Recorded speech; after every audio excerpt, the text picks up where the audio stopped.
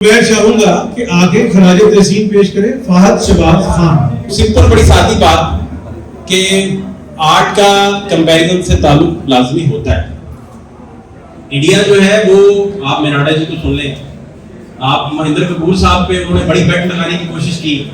महेंद्र कपूर साहब पे बेट लगाई कि आप रिप्लेस कर देंगे रफी साहब को। इस हद तक उनके खिलाफ प्रोपेगेंडे किए गए हैं और उन्हें मैं कहना नहीं चाहूंगा, लेकिन बहुत सारी उन्हें सजाएं मिली भी। लेकिन वो शायद इंसान के रूप में फरिश्ता है। बेसिकली दुनिया के रखवाले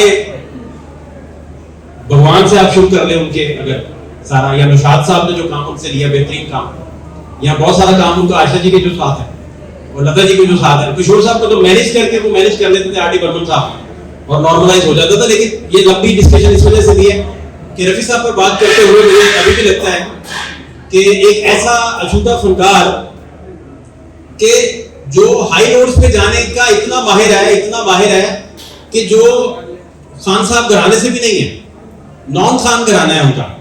मतलब जब वो पर्दा फरमा गए इस दुनिया से, अगर तो ऐसी बात नहीं है, वो तो सदियों तक साथ हैं।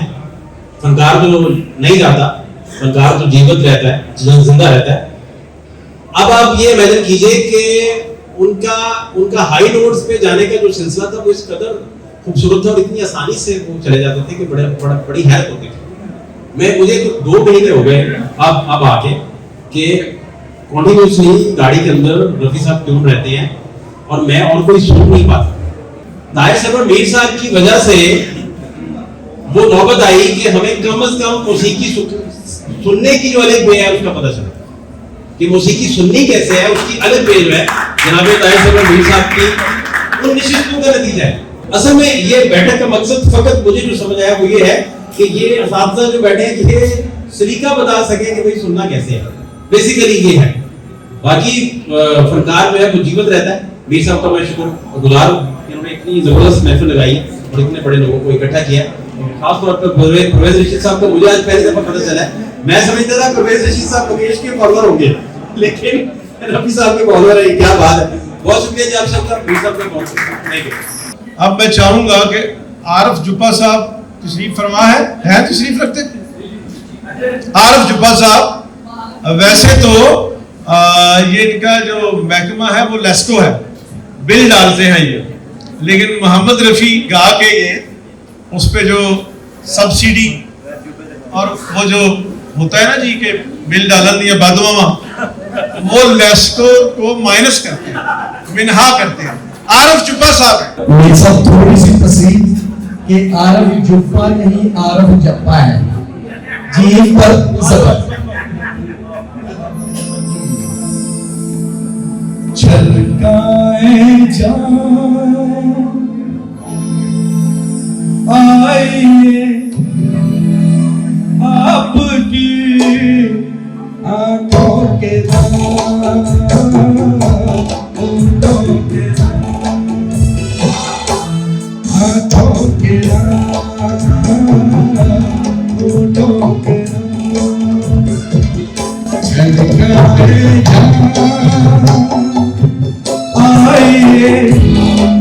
आंखों में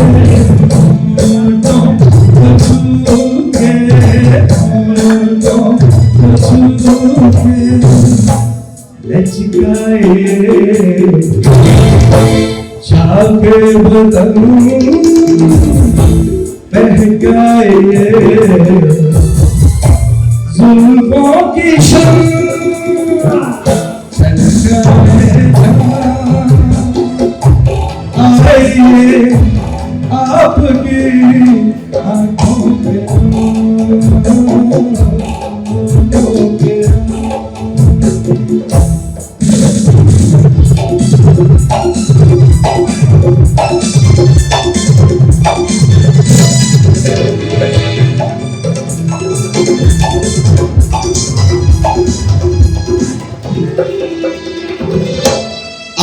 ही का नाम से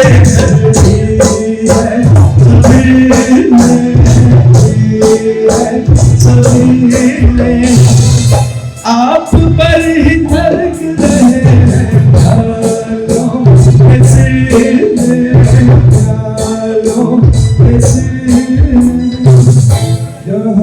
अजनबे कोई नहीं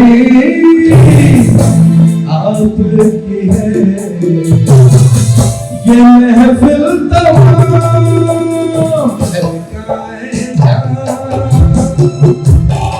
आइए आपकी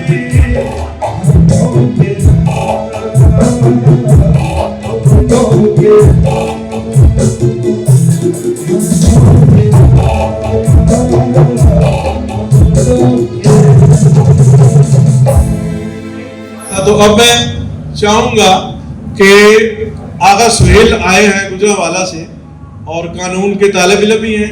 आगा सुहेल साहब जो है आगे मोहम्मद रफ़ी साहब को ट्रिब्यूट पेश करें। जी साहब आपकी बहुत मेहरबानी। मैं मोहम्मद रफ़ी साहब जैसे कि 1924 में पैदा हुए हैं और उस्ताद यानी आशिक अली खान साहब के शागिर्द थे। और उस्ताद आशिक अली खान साहब आप समझिए कि जब से यानी राग और दुर्पट गाया जा रहा था, ख्याल और दुर्पट का दौर था, उन्होंने पहले गजल गा के यानी बहुत बड़ा एक आप समझे कि बगावत की थी। जैसे हम आजकल ये जो रैप गाने वाले ये समझते हैं कि जी इन्होंने मौसीकी के अंदर लिरिक्स क्यों ले आए हैं, गाना क्यों शुरू कर दिया। तो ये रफ़ी साहब 50s, 40s, 50s, 70s और 80s तक ये जो 5 दिहाइयां हैं उनके बहुत बड़े सिंगर। और इन्होंने यानी बैजू बावरा से आप शुरू हो जाए, मेरे बुजुर्ग भी बैठे हुए हैं, मैं खुद बुजुर्ग हूँ, वहां से हम शुरू होते हैं, बैजू बावरा से आप शुरू हो जाए और दर्दे दिल दर्दे जिगर दिल में जगाया आपने। कौन सा ऐसा गाना है कि जिसमें सोच नहीं, मस्ती नहीं, आवाज में लोच नहीं और वो रेंज, वो बीट, वो दोबारा कोई पैदा हो ही नहीं सकता। और मैं मीर साहब को ये गुजारिश करूंगा कि आपने ये जो सिलसिला शुरू किया है, ये आइंदा आने वाली नस्ल जो है ये अब कौन रफ़ी साहब को याद करेगा। वो ठीक है कि वो हमें अपने रिकॉर्ड्स की सूरत में नजर आते हैं, लेकिन आप यकीन माने कि ये जो नई नस्ल है शायद उनका नाम भी भूल रही है। और हम जो दीवाने से 2-4 नजर आते हैं, ये उनका नाम हमने ही आने वाली नस्ल को बताना है कि बेटा इसको सिंगिंग कहते हैं, ये आवाज होती है। मैं बिल्कुल अनेबल हूँ कुछ कहने से। मीर साहब आपका बहुत शुक्रिया, आपने मुझे मौका दिया इतने बड़े ईमान से खिताब करने। नवीद चौधरी साहब, पीपल्स पार्टी का ना नुमाइंदगी हो, वैसे तो चौधरी साहब जलवा कर रहे हैं, लेकिन दूसरे चौधरी भी नवीद चौधरी साहब को भी हम दिलो जान से खुशामदीद कहते हैं। आए चौधरी साहब, आ जाए, स्टेज पे आ जाए। एक दफ़ा मैंने सुहेल अहमद से पूछा, सुहेल अहमद द ग्रेट अजीज़ी साहब से पूछा कि किस सियासी जमात की कुव्वत बर्दाश्त तनकीद सबसे ज़्यादा सहती है। तो उन्होंने कहा 18 साल हो गए नहीं हस्बे आल उन्हें करते हुए और क्रिटिसाइज़ करते हैं वो सियासी जमातों पे, उनके मंशूर पे, उनकी वैसे भी कभी ज़ातियात पे भी हो जाता है। तो वो उन्होंने कहा जी पीपल्स पार्टी की कुव्वत बर्दाश्त सबसे ज़्यादा है। मैं चाहूँगा कि म्यूज़िक के उस्ताद और बहुत बड़े घराने से, इनके वालिद साहब का हमारे घर में इस तरह नाम लिया जाता था जैसे वली अल्लाह आदम चिश्ती साहब रहमतुल्लाह अलैह। तो आज उनकी बरसी भी है चिश्ती साहब की, बड़े चिश्ती साहब की, अल्लाह जन्नतों में मकाम हो इसरार चिश्ती साहब। बहुत शुक्रिया मीर साहब, आपने तो आज ये जो एक तो ऐसी प्यारी हस्तियाँ सारी बैठी हुई हैं, हसीन और खूबसूरत और अंदर से भी खूबसूरत और बाइल और जो मजमा है वो कितना सूझत वाले लोग हैं सभी। तो मैं क्या कह सकता हूँ, एक तो इन्होंने राशिद खान साहब ने तो है ना तो दिल को बाग बाग कर दिया कि इतना हसीन साज उसका एक अपना बाज भी है, और अगरचे इसमें जो काले ब्लूज हैं वो बहुत माइनर ब्लूज जो जाते हैं होता है, लेकिन हमारे यहाँ के गले में जो जगह होती है वो और तरह से होती है। वो जरूरी नहीं होता कि स्केल ही चेंज किया जाए, उसी के अंदर ही बुरकी है या वो जो है वो इतना अच्छा आपने लुत्फ आ गया। तो मुझे तो अब समझ नहीं आ रही कि बात आप इस तरह आ गई है कि अब दोबारा मुझे दोबारा पीछे जाना पड़ेगा। जो पहले गुफ्तगू चल रही थी तो कुछ ना कुछ ज़हन में था, अब मुझे नहीं समझ आ रहा मैं क्या बात करूं। लेकिन एक छोटी सी बात मैं कहना चाहता हूं कि आज रफ़ी साहब का बरसी है। रफ़ी साहब पे सभी लोग बात कर रहे हैं और रफ़ी साहब पे मेरा ख्याल है कि सारी बात हो सकती है, उनके कई पहलुओं पे, उनकी शख्सियत पे बात हो सकती है, उनके गानों पे बात हो सकती है, उनके स्टाइल पे बात हो सकती है, और मतलब वाक़यात और जो एक पूरी उनकी लाइफ गुजरी है उसमें भी बड़ी बड़े ड्रामे हैं।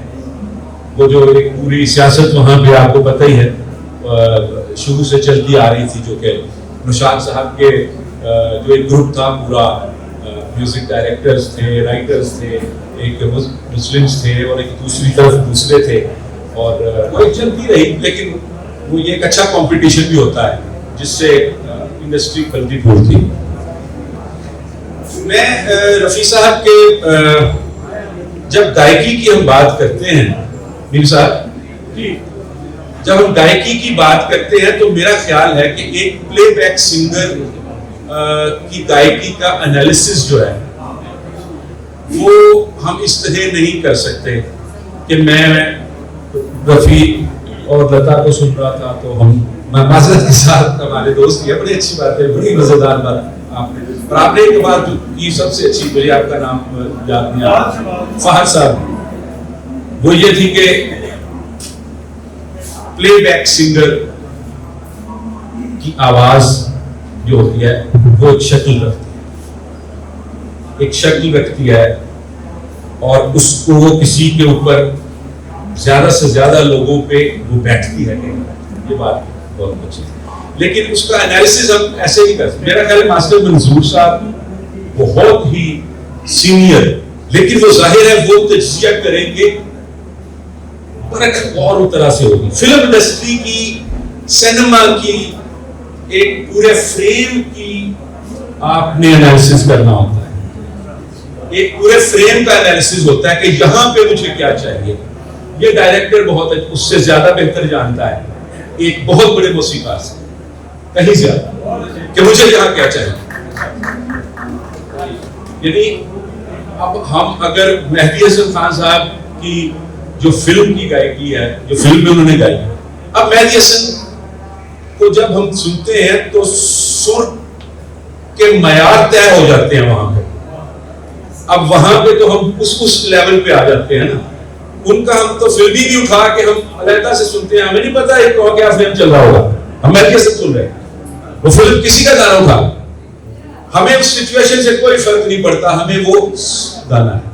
लेकिन जो प्लेबैक सिंगर्स हैं उसके लिए पूरा फ्रेम एक माने रखता है, उसमें मयार ये नहीं है कि 440 लगता पे नहीं लग रहा।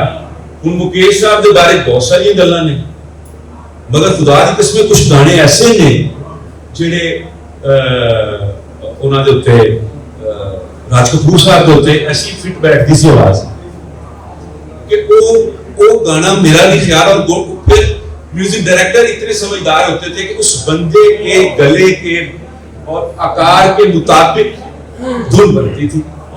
ये बहुत सारे लोगों की एक मिल के काविश होती है, और मैं समझता हूं इससे पहले रफी साहब वगैरह से पहले जो गायक हुए हैं सहगल साहब थे।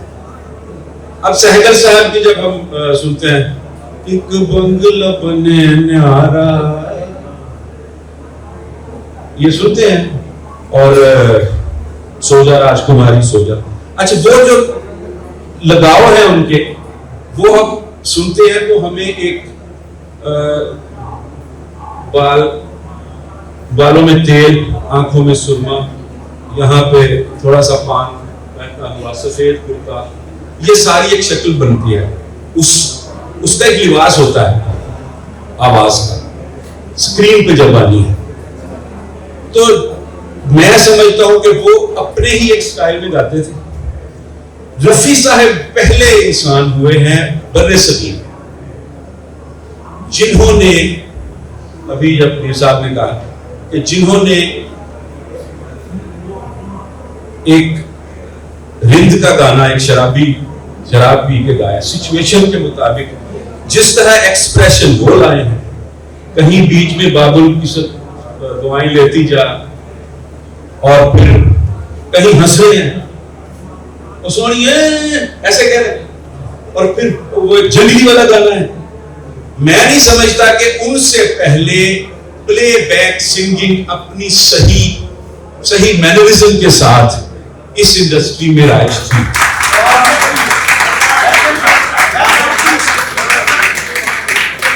उससे पहले यहाँ रागदारी थी, हर शख्स जो था वो रागों पे, सुर पे, बाज पे, उसके परफेक्शन पे देख रहा है, कोई जो है वो पिच देख रहा है, कोई कुछ देख रहा है। तो प्लेबैक सिंगर के लिए ये चीजें नहीं काउंट होती। उसमें काउंट ये होता है कि वो स्क्रीन पे इन तमाम जो पैराफिनेलिया है, उसके पीछे रात है, उसके पीछे कोई शराब खाना है, उसके पीछे एक शख्स है, उसकी क्या शक्ल है, पीछे कहानी क्या चलती है, उसके दिल में क्या है, वो इस वक्त किस कैफियत में है, और वो गायक उस कैफियत में ढल जाए और उस पूरी तस्वीर का हिस्सा बन जाए। तो ये रफी साहब का कमाल रहा है कि वो तस्वीर का, वो फ्रेम का हिस्सा बनी रही है वो आवाज। और मेरा नहीं ख्याल कि जितनी एक लंबा अरसा, सदियां होंगी, गुजर जाएंगी, रफी साहब के शहर से निकल नहीं सकेंगे। अभी किसी ने कहा कि हम अपने बच्चों को आगे पहुंचाएंगे, तो हम पहुंचाएं ना पहुंचाएं, ये पहुंच जाएंगे, ये लोग पहुंचेंगे। और रफी साहब का उससे बड़ा प्लेबैक सिंगर मैं किसी को भी नहीं मानता। मेरा ख्याल है कि उससे बड़ा प्लेबैक सिंगर कि वो यार इतनी फैसिलिटी के साथ वो एक्सप्रेशन ले आते थे, बीच में हंस रहे हैं, बीच में रो रहे हैं, और सारे एक्सप्रेशन जो एक कैरेक्टर के है ना, क्योंकि फिल्म के अंदर है वो, उसका एक कैरेक्टर है जो वो गा रहा है, और उस कैरेक्टर को पूरा समझ के वो उसमें ढल जाते थे। तो मैं समझता हूं कि आज की ये तकरीब के लिए आपको मुबारकबाद है कि आपने इतना जबरदस्त बाकमाल लोगों को इकट्ठा किया है।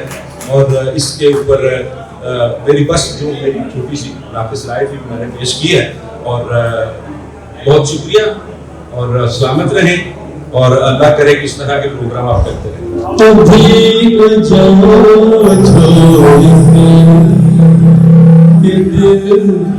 अभी भरा नहीं, अभी जाओ छोड़कर के दिल अभी भरा नहीं।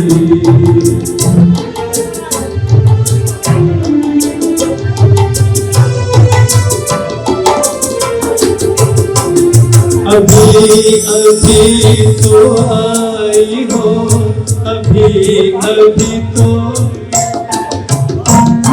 अभी अभी तो आई हो, बहार बन के छाई हो, जरा महक तो ले, नजर जरा बहक तो ले, ये शाम ढल तो ले जरा,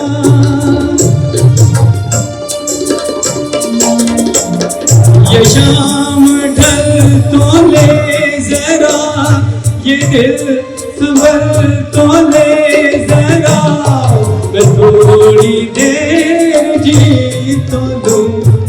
नशे के घूंट भी तो लूं, नशे के घूंट भी तो लूं, अभी तो कुछ कहा नहीं, अभी तो कुछ सुना नहीं, बुरा ना मानो बात का ये प्यार है गिरा नहीं। कहोगे तुम सदा कि दिल अभी भरा नहीं।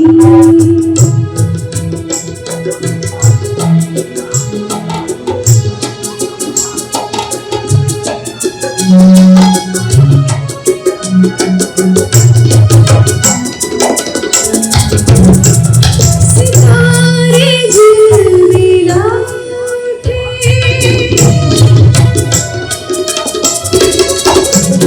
सितारे झिलमिला उठे, चिराग जगमगा उठे, बस अब मुझको ताकना, बस अब मुझको ताकना,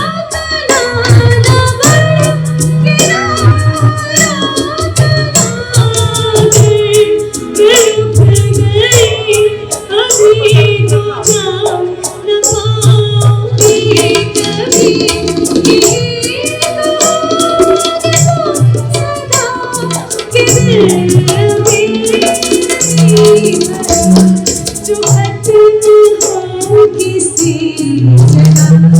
जगह ऐसा सिलसिला नहीं।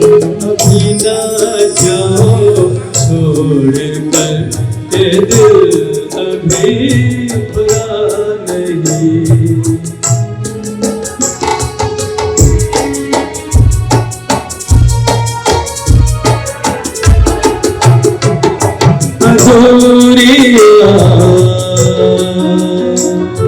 अधूरी आस छोड़ के, अधूरी प्यास छोड़ के, जो रोज यूं ही जाओगी तो किस तरह निभाओगी फिर जिंदगी की राह में, जवानों की चाह में कई मकाम आएंगे जो हमको आजमाएंगे, बुरा ना मानो बात का ये प्यार है गिरा नहीं।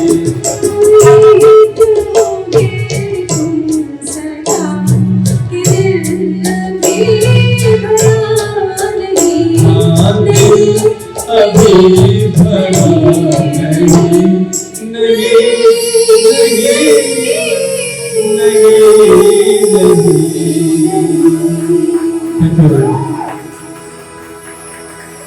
वाजिबा बेग साहब और सारा ताहिर ने जो नगमा पेश किया है, एक तो ये इसकी कंपोजिशन ही बहुत मुश्किल थी, और याद रहे ये गाने भी रफी साहब तो बाज़ औक़ात फिर ये भी होता रहा है कि गाना शुरू और ट्रैक पे आकर उन्होंने खड़े होकर गा दिया, लेकिन पहले शुरू तो गाने उन्होंने 15-15 दिन रिहर्सल करके भी गाए, तो गाना बजाना बहुत मुश्किल है। लाइव जब वो हो रहा होता है गाना तो उसमें सुर भी आगे पीछे हो रहे होते हैं, तो वो ये सारे सिलसिले सारे चलते रहते हैं।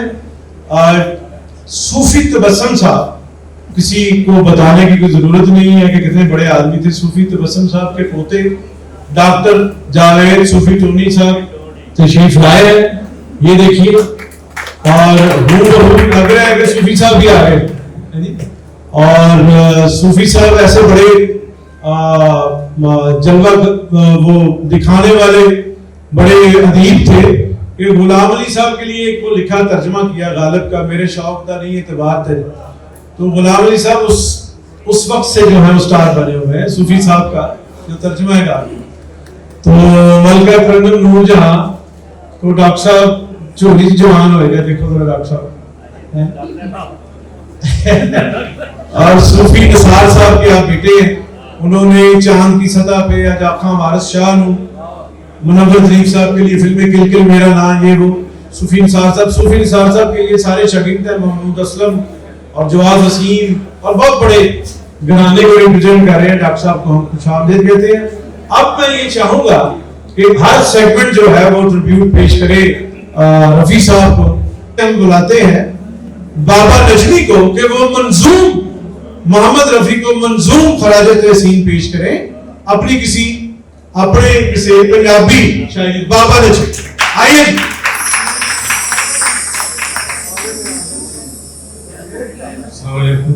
मौसीकी के बीच शायरी कुछ अजीब जी लगती है, पर दो शेर रफी साहब वास्ते और पांच तीन चार शेर अबद वास्ते, क्योंकि अगर मैं पहले दसा जाता तो मैं नजम लेता, लेकिन बारह दो तीन शेर सुनो कि रफी साहब वास्ते कि बेहिम्मते ने जेड़े बह के शिकवा करन मुकदरा दा, बेहिम्मते ने जेड़े बह के शिकवा करन मुकदरा दा, उगन वाले उग पैंदे ने सीधा पार के पत्थरां दा, उगन वाले उग पैंदे ने सीधा पार के पत्थरां दा, ते मंजिल दे मथे दे उत्ते तख्ती लगदी उन्हां दी, मंजिल दे मथे दे उत्ते तख्ती लगदी उन्हां दी, जेड़े घरों बना के टुरदे नक्शा अपने सफरां दा, जेड़े घरों बना के टुरदे नक्शा अपने सफरां दा। ते पंज शेर मौजूदा हवाले दे नाल चार अमर दे हवाले कि मस्जिद मेरी तू क्यों ढावे, अमर दे हवाले नाल चार पांच शेर। मस्जिद मेरी तू क्यों ढावे, मैं क्यों तोड़ा मंदिर नूं, मस्जिद मेरी तू क्यों ढावे, मैं क्यों तोड़ा मंदिर नूं, आजा दोवें बैठ के पढ़िए एक दूजे दे अंदर नूं, आजा दोवें बैठ के पढ़िए एक दूजे दे अंदर नूं, ते सदियां वांगू अज भी कुछ नहीं जाना मस्जिद मंदिर दा, सदियां वांगू अज भी कुछ नहीं जाना मस्जिद मंदिर दा, लहू ते तेरा मेरा लगना तेरे मुझे खंजर नूं, लहू ते तेरा मेरा लगना तेरे मेरे खंजर नूं, ते रब करे तू मंदिर वाकू देखे मेरी मस्जिद नूं, रब करे तू मंदिर वाकू देखे मेरी मस्जिद नूं, राम करे मैं मस्जिद वांगू देखा तेरे मंदिर नूं, ते तू बिस्मिल्लाह पढ़ के मैनू नानक दा प्रसाद पढ़ा, तू बिस्मिल्लाह पढ़ के मैनू नानक दा प्रसाद पढ़ा, मैं नानक दी बाणी पढ़ के दिया हुसैनी लंगर नूं, मैं नानक दी बाणी पढ़ के दिया हुसैनी लंगर नूं, ते साडे सिंगा फसदे रहना, साडे सिंगा फसदे रहना, खुली चांदी रहनी है जिंदा तिकर नच ना पाई नफरत वाले डंगर नूं, जिंदा तिकर नच ना पाई नफरत वाले डंगर। अब यहाँ म्यूजिकोलॉजिस्ट है शुजात धोबी साहब, उनसे मैं चाहूंगा कि वो क्योंकि मोहम्मद रफी साहब पे रेंडमली सारे ही बात कर रहे हैं, ये तो हो गया कि जी वो बहुत ग्रेट थे और जिस पे वो जिसके लिए गाते थे लगता था कि उसी के लिए गाया। एक छोटा सी बात मुझे याद आ गई कि उषा केमची जो भी ऑनलाइन थी, तो वो और मोहम्मद रफी एक एयरपोर्ट पे लैंड किए, तो नवीन निश्चल सामने आ रहे थे, तो उन्होंने कहा, पंजाबी बोलते थे अमूमन रफी साहब अपने जूनियर्स के साथ, कहते थे कि ऐसी बोले मैं कोई गाना नहीं गाया, तो उन्होंने कहा आपने गाया है, उन्होंने कहा केड़ा, क्योंकि तुम जो मिल गए हो मदन मोहन का, तो ये लगता है, तो आप ये देखिए कि वो लगता है कि नवीन निश्चल के लिए गाया है और रफी साहब को पता भी नहीं है कि वो उसके लिए गाना है या नहीं। तो उनकी आवाज का फरमा भी ऐसे था कि दिलीप साहब पे आया है गाना तो दिलीप साहब पे लगा है, शमी साहब के लिए तो शायद वो कोशिश भी करते थे, जंगली कहें और ये वो जो कैमरे उन्होंने गाने किए हैं, तो रफी साहब का ये कुदरती एक ब्लेसिंग थी कि जिसके लिए गाया लगा कि उसके लिए गाया। आइए जी शुजात धोबी साहब आए प्लीज।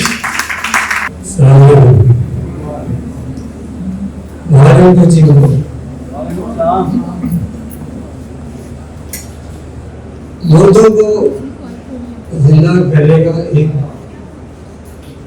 जो काम है वो बहुत बड़ा है, और यहाँ एक ऐसी फैसिलिटी है जो लोगों को जिंदा कर देती है, जिसका नाम है ताहिर। ताहिर सब मेरी बहुत तारीफ है। ये ऐसे लोगों की काबिश होती है कि ये जो कायनात से लोग चले जाते हैं उनको जिंदा रखते हैं। मोहम्मद रफी साहब के बारे में सबने बताया है आकार, लेकिन आकार जिन्होंने बताया उनको ये खुद नहीं पता आकार होता क्या है। आकार को डिफाइन करने के लिए भी इल्म चाहिए, रफी साहब को सुनने के लिए भी इल्म चाहिए। मोहम्मद रफी एक्चुअल लफ्ज की जो एक तो प्रोनाउंसिएशन होता है और एक होते हैं दरोबस्त। पहली बजने साहब आपका तल्लुक रेडियो से है। लफ्ज की दरोबस्त बयान करना ये बड़ा मुश्किल काम है।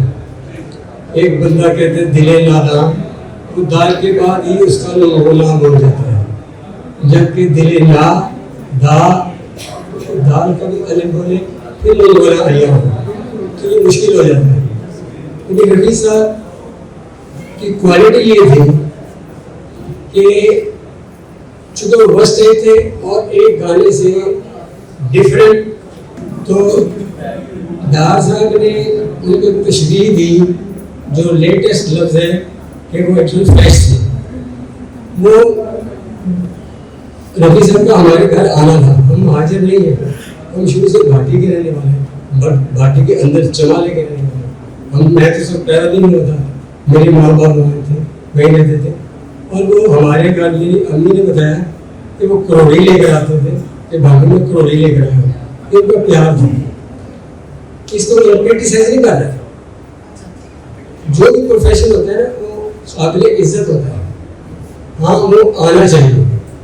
और जैसे मोहम्मद रफी को स्टूडेंट यहाँ बड़े लोग मोहम्मद रफी से बुलाते हैं, ठीक है, मोहम्मद रफी से कोई गाने गाए रफी साहब को वापस आने नहीं, कम से कम उनको अपना भी शो करना चाहिए। और मैं मोहम्मद रफी के बारे में अगर बात करूँ तो सारा मेरा शो दानिश अकल ये सारी गाने हो जाती है, कोई लफ्ज नहीं मिलता, अपने कम गुआई का एहसास होने लगता है। उतने बड़े आर्टिस्ट हैं। तो चूंकि वो मेरे चचा थे इमदाद से अंदाजू, वो मेरे दोस्त थे और एक्चुअली थी दर्द मिलत कशे दवारा हुआ जो इंडिया में जाकर उन्होंने लोगों के हवाले किए। और हम तो ये बातें नहीं बताते, लेकिन आप तक ये इन्फॉर्मेशन नहीं करें क्योंकि कोई अखबार में नहीं है तो आप तक पहुँचेगी। लेकिन रफी साहब की एक गुड लक ये थी कि वहाँ उनको एक ऐसी औरत मिली लता मंगेशकर जो मेरे सुर से गाती, मेरे सुर से गाती। यहाँ मेरे सुर से गाने वाले खातून नहीं है।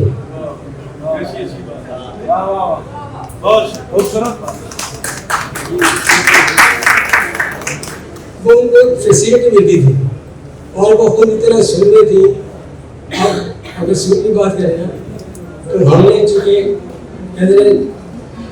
हुसैन सच और सच बोलना चाहिए। अब लता जी जो वो मोहम्मद रफी साहब की निस्बत ज्यादा सुनते थे और अभी भी मानना पड़ेगा। इसलिए मैं उनको कहता हूँ कि यार रफी साहब का वो भी गाने गाए जो मेलोडी से ताल्लुक है, जिनको बहुत आएगा वो ऐसा गाना नहीं गाएगा जो मोहम्मद रफी साहब को पसंद नहीं। लेकिन ऐसा नहीं होना चाहिए, सीखने का अमल है और सीखना चाहिए। रफी साहब भारत दुनिया के एक बेहतरीन आर्टिस्ट हुए, ना मैं उनको गुलकार कहता हूँ ना मैं उनको मौसीकार कहता हूँ।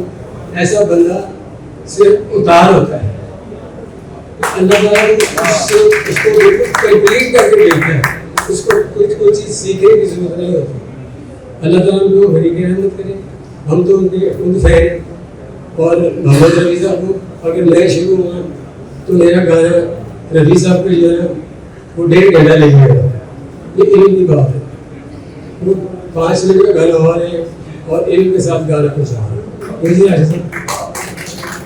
किसको बोलो हम गाना तो ये जैसे राजा साहब गा रहे थे कि जी लता का गाना वो ऐसे जल्दी खत्म नहीं होता, पाकिस्तान में नहीं होता। हिंदुस्तान पाकिस्तान का फर्क ये है यहाँ एक गाना जो है ना वो घंटा ले जाता है, ऐसे ऐसे प्रकार है। मतलब प्राउड ऑफ पाकिस्तान, इंडिया में भी बहुत बड़ा टैलेंट है, लेकिन ताहिर मीर साहब को मैं भरपूर दाद दूंगा। अल्लाह ताला इनको लंबी जिंदगी अता करे, अपने ज़मान में रखे।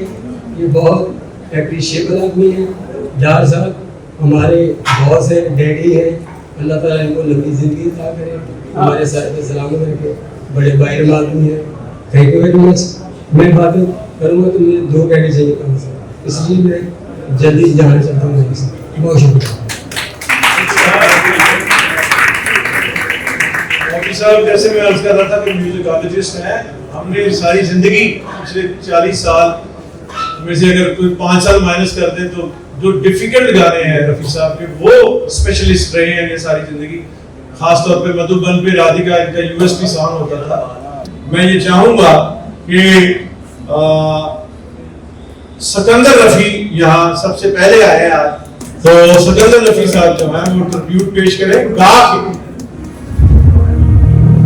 मैंने गमी तेरे चेहरे से हटाऊं कैसे, मैंने गमी तेरे चेहरे से हटाऊं कैसे, लुट गए होश तो मेरे होश में आऊं कैसे, मैंने तेरे चेहरे से हटाऊं कैसे, मैंने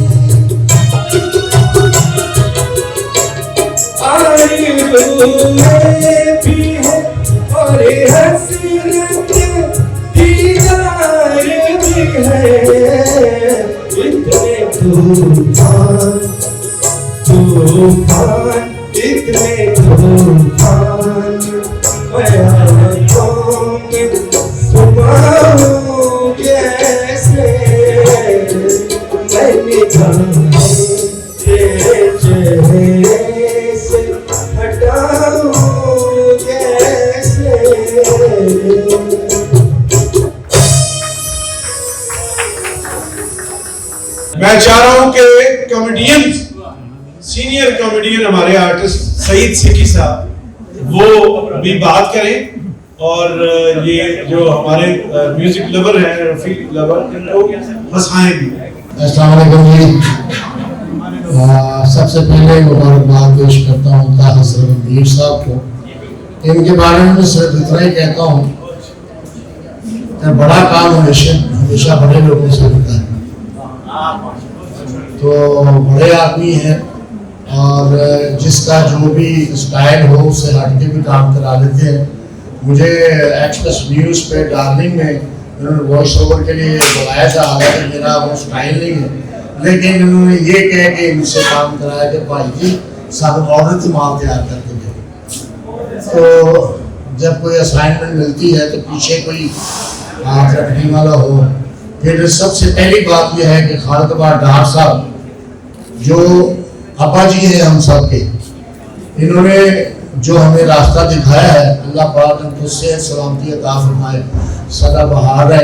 ये हमारी बहुत बड़ी एनर्जी है। मैं बहुत मशहूर हूँ। उन्होंने मुझे कल रात को फ़ोन करके कहा कि तू आना है।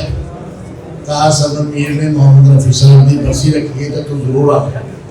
मैं डॉक्टर साहब को बड़ा मशहूर हूँ और जनाब शुजात अली बॉबी साहब मेरे साथ आए हैं और मैं उनके साथ आया हूँ एक्चुअली। तो मैं बहुत मशहूर इन सब बड़े लोगों का जिनकी वजह से मैं आज यहाँ खड़ा हूँ।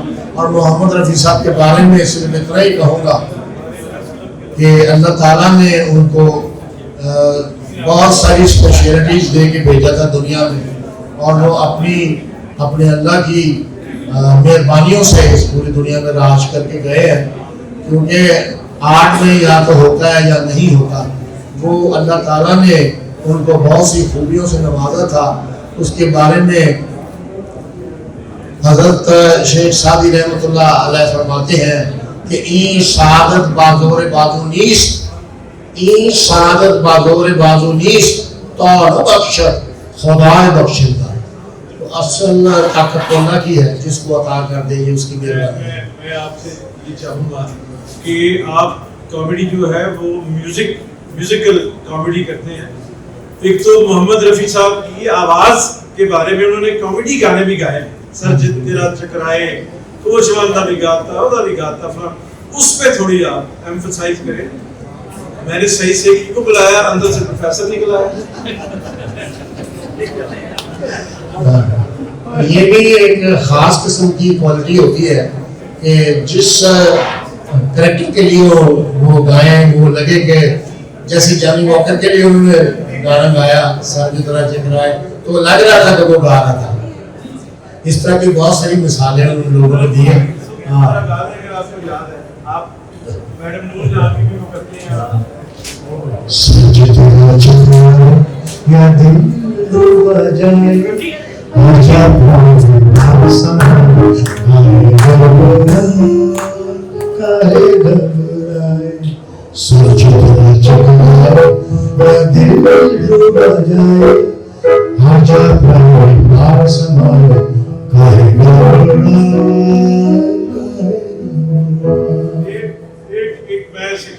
आपको बात सुनाऊं कि प्रोग्राम था डार्लिंग, तो डार साहब की इजाजत से हमने चाहा कि इसमें कुछ थोड़े से और सेगमेंट शामिल करते हैं।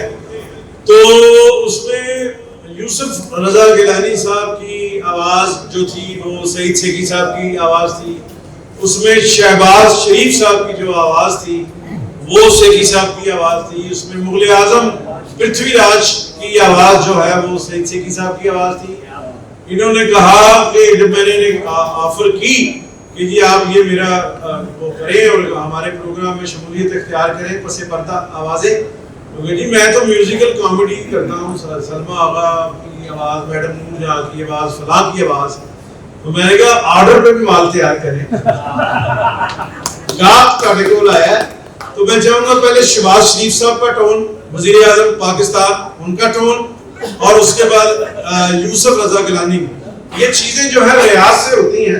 रियाज अब सेकी साहब का मुझे नहीं पता कितनी देर से ये शहबाज शरीफ नहीं बने, तो मैं ये चाहूंगा कि शहबाज शरीफ साहब की भी हम इस तरह शमूलियत हो जाए। शहबाज शरीफ साहब, मोहम्मद रफ़ी साहब को आप किस तरह प्लेस करते हैं, कहाँ प्लेस करते हैं? देखिए बात इसलिए है कि मोहम्मद रफ़ी साहब को हमने घर से गाना शुरू किया। तो हमारे घर की बात है।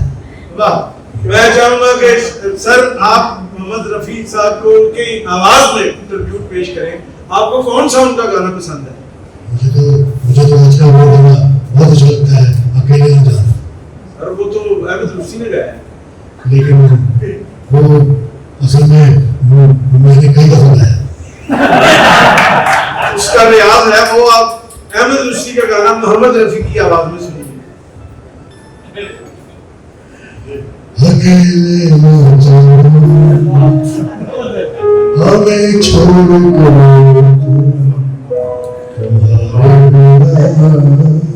भला क्या जिए अकेले अल्लाह के हुक्म से। अब यूसुफ रजा गिलानी साहब ये कर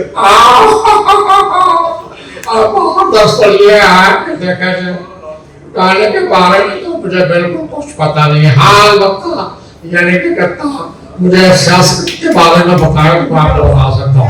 अरे thank you sir, thank you, बहुत मेहरबानी से की साहब के लिए तालियां। अब मैं मुल्तमस हूँ, दरख्वास्त गुजार हूँ कि एनी ताहिर हमारी थिएटर की बहुत अच्छी आर्टिस्ट और एक अरसे से गा भी रही है। ये हमारी खुशकिस्मती है कि हमारी यूएसपी में मतलब वो इलाज कर गई। तो एनी ताहिर जो है, दिलदार रोहित भट्टी साहब कहा करते थे किसी खुश गुलू और खुश खूबसूरत और लड़की को या औरत को बुलाते हुए कहते कि ऑडियो भी सोनी तो वीडियो भी सोनी। एनी ताहिर आइए प्लीज।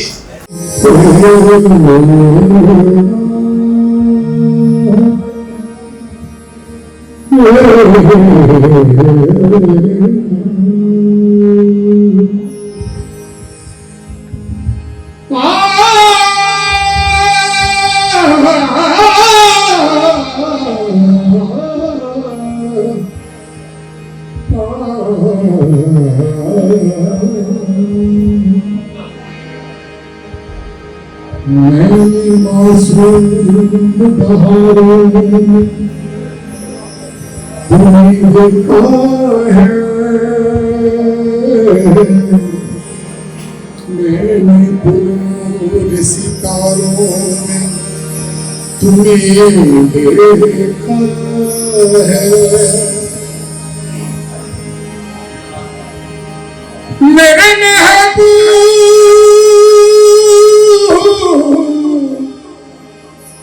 तेरी पर्दानशीन की कसम,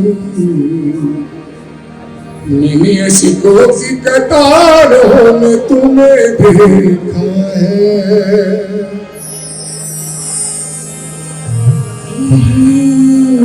सारे तेरा गया मुझ पे,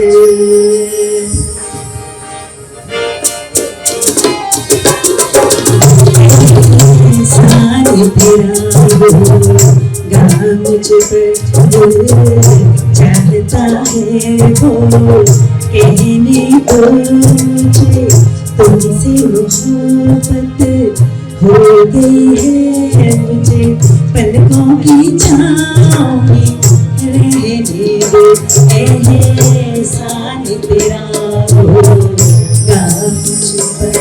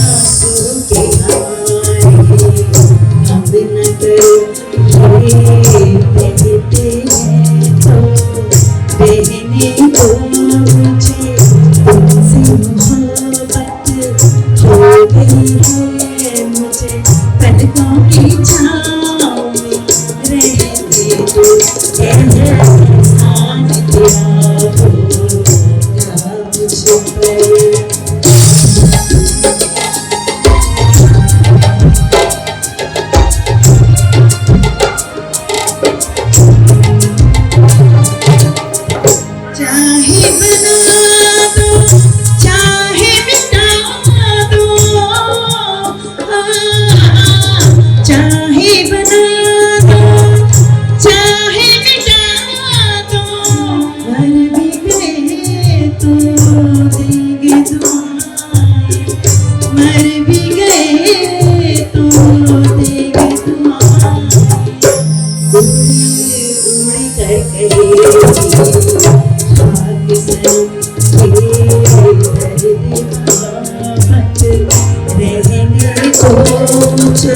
तुम सब हो गई है मुझे पलकों की छाँव में रहने को साथ दिया होगा मुझ पर दिल चाहता हो कहने को मुझे तुमसे मोहब्बत हो गई है मुझे पलकों की छाँव में साथ दिया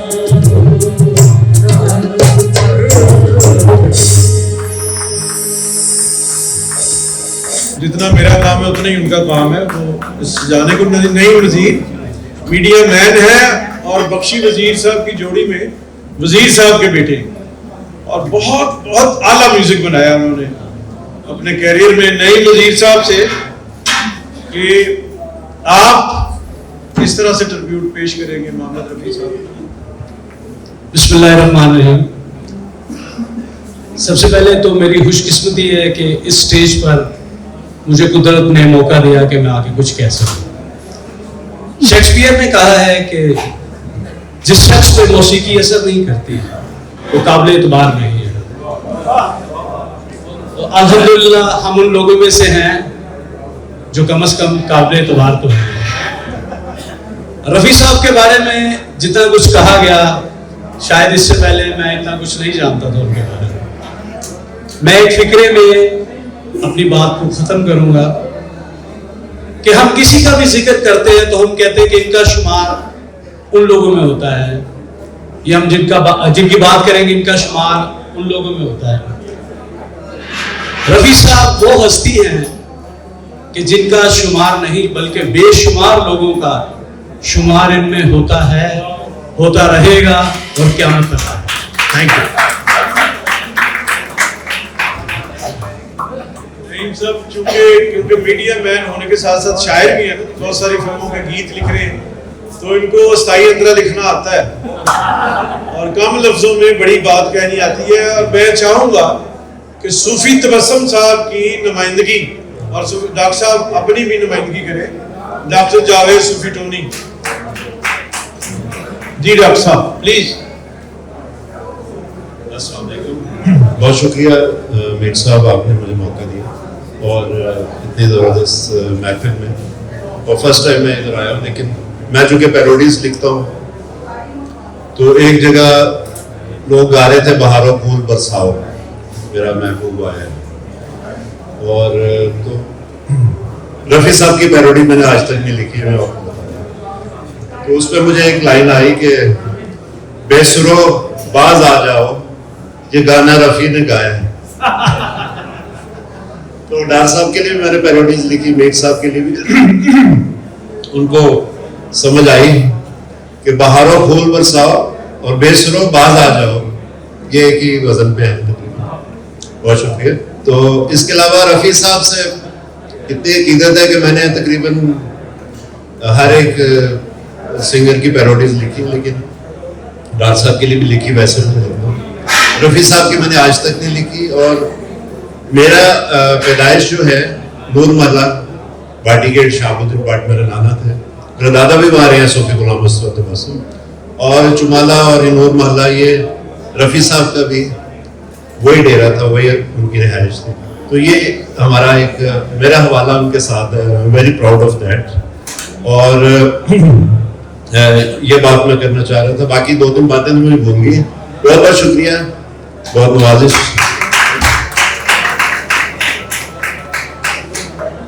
डॉक्टर साहब मैं ऐसे कह रहा हूँ कि खालिद वास डार साहब तो सीनियर मोस्ट आर्टिस्ट हैं, तो डॉक्टर साहब खुद थिएटर के एक्टर रहे हैं और इनके साथियों में अमानुल्लाह, द ग्रेट अमानुल्लाह साहब, और फिर जवाद वसीम साहब, फिर आबिद खान, फिर बब्बू बराल साहब, फिर सुहेल अहमद साहब और भी बहुत सारे लोग। तो ये खुद हाथ के कारीगर हैं। और डॉक्टरी में क्योंकि मेरा बड़ा भाई डॉक्टर तैयब सरवर भी डॉक्टर है, मुझे पता है कि कितनी मेहनत से शायद गोइया आसानी नाल बन जाता, डॉक्टर बहुत मुश्किल से बनता है। वो नर्सरी में से ही फर्स्ट पोजीशन जो क्लास में आता है बच्चा, फिर FSC में नंबर लेता है, फिर वो कनेड में या अल्लामा इकबाल कॉलेज में दाखिल होता है। जब उसके पास डिग्री आती है तो फिर माल रोड पे एहतजाज करता है कि सानू नौकरी भी दो। तो ये मेरे वतन की जो है दास्तान है। तो आज मैंने अपनी वो सिम जो है वो ऑन नहीं की, वो ऑफ ही रखी है, जिसमें मैं सियासी बातें करता हूँ। तो आज क्योंकि मोहम्मद रफ़ी साहब को ट्रिब्यूट पेश करना था, तो वो फिर सिम जो है वो ऑन नहीं की। ये रेशमी जुल्फें, ये शरबती आंखें, इन्हें देख कर जी रहे हैं सभी, इन्हें देख कर जी रहे हैं सभी। ये रेशमी जुल्फें, ये शरबती आंखें, इन्हें देख कर जी रहे हैं सभी, इन्हें देख कर जी रहे हैं सभी। जो ये आंखें शर्म से झुक जाएगी, जो ये आंखें शर्म से झुक जाएगी, सारी बातें यही बस रुक जाएगी।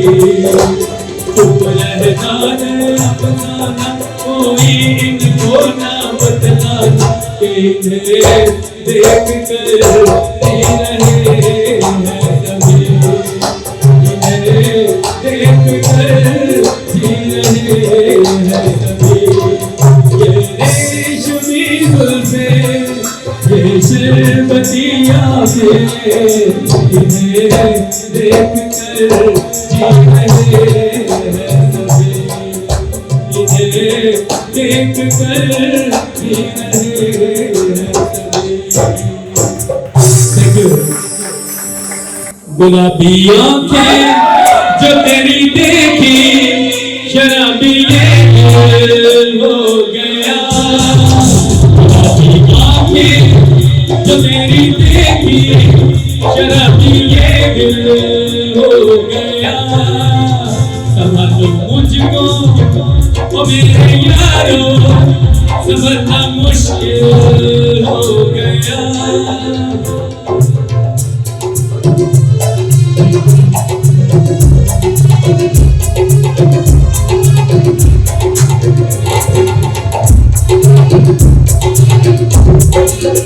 मैंने सदा कहा यही, दामन बचा लो हसीनों से मैं, तेरी कसम ख्वाबों में थी, बचता फिरा नाज़नीनों से मैं।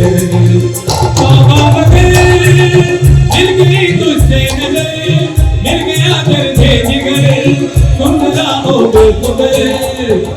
ये जादू तेरी आंखों का, ये मेरा कातिल हो गया। गुलाबी आंखें जो तेरी देखी, शराबी ये दिल हो गया।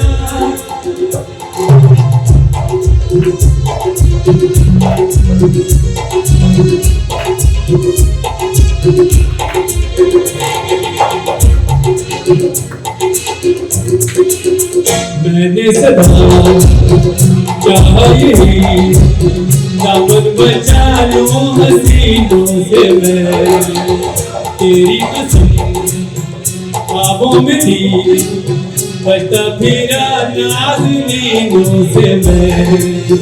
तौबा मगर मिल गई तुझसे नजर, मिल गया दर्दे जिगर, तुम ना हो बेखबर।